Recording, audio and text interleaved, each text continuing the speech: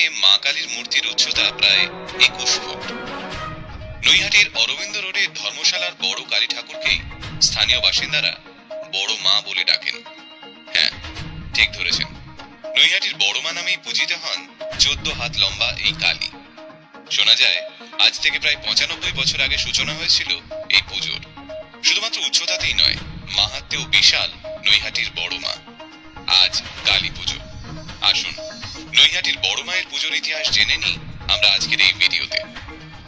ধর্ম হোক যার যার, বড় মা সবার, এই মন্ত্রেই প্রতি বছর পূজিত হন তিনি। নৈহাটির অরবিন্দ রোডে অমাবস্যার রাতে এই পুজোকে ঘিরে লাখ লাখ ভক্তদের ঢল নামে।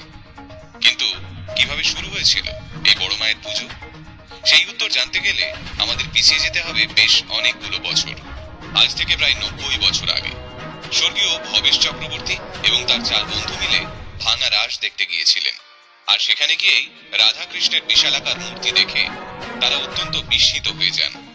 সেখান থেকেই নৈহাটির ছোট রক্ষাকালীর মূর্তিকে বিশাল আকার দেওয়ার পরিকল্পনা ভবেশ বাবুর মাথায় খেলতে শুরু করে। আর যেমন ভাবা তেমন কাজ। ভবেশ চক্রবর্তীর নাম অনুসারেই এই বিশাল উচ্চতার কালী মূর্তির নাম হয় ভবেশ কালী। বছরের পর বছর একইভাবে বিশাল উচ্চতার এই কালী মূর্তি স্থানীয় বাসিন্দাদের কাছে বড় মা নামে পরিচিত হয়ে যায়। প্রাথমিকভাবে এই পুজো ছিল উদ্যোক্তা ভবেশ চক্রবর্তীর বাড়ির পুজো। মা কালীকে বাড়ির মেয়ে রূপেই আরাধনা করা হতো। পরে এই পুজো সর্বজনীন কালী পুজোর রূপ নেয়। মজার ব্যাপার হলো, সর্বজনীন পুজো হলেও এখানে কোনো চাঁদা নেওয়া হয় না। ভক্তরাই পুজোর সমস্ত ব্যয়ভার বহন করে। মায়ের ভক্তদের কাছ থেকেই সোনার উপর গয়না থেকে ভোগের সমস্ত খরচ উঠে আসে। মায়ের মূর্তি আগাগোড়ায় সোনা আর রূপোর গয়নায় মোড়া থাকে। ভক্তদের দেওয়া প্রায় 1.5 কোটি টাকার গয়না ব্যাংকার লকারে গচ্ছিত আছে। সেখান থেকে পুজোর সময় গয়না বের করে এনে মাকে সাজানো হয়। মায়ের জন্য বর্তমানে 100 ভরি সোনা আর 200 ভরি রূপোর গয়না সঞ্চয় করা আছে।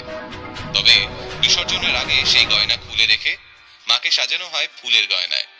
প্রতিমা নিরঞ্জনের সময় সবার আগে এই বড় মাকে বিদায় জানানো হয়। তারপর অন্যান্য প্রতিমার বিসর্জন হয়। বছরের পর বছর বহু মানুষ নিজেদের মনস্কামনা নিয়ে মায়ের কাছে আসেন, মানসিক করেন, দণ্ডিও কাটেন। এরপর সবাই মাকে নিজের ইচ্ছে মতো উপঢৌকন দিয়ে যান। কোজাগরি পূর্ণিমার দিন কাঠামো পুজো থেকে শুরু হয়ে যায় উৎসবের রেশ। এরপর দীপান্বিতা অমাবস্যার দিন ঢল নামে হাজার হাজার মানুষের। বৈষ্ণব মতে দক্ষিণা কালী রূপে পুজো করা হয় মাকে। সেই কারণেই বলি দেওয়ার চল নেই এই পুজোতে। দুর্গাপুজোর মতোই 5 দিন ধরে হই হই করে পালন করা হয় বড় মায়ের পুজো।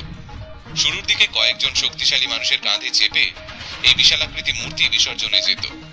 পরবর্তীকালে চাকা দেওয়া ঠেলা গাড়িতে করে ঘাটে নিয়ে যাওয়া হয় সবার প্রিয় বড় মাকে। ছলো ছলো চোখে বিদায় জানানো হয় দেবীকে। আবার অপেক্ষা বছর ভরের।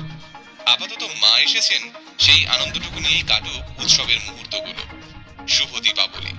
সকলে খুব ভালো থাকুন, পরিবারের সঙ্গে ভালো সময় কাটুক, এই কামনাই করি।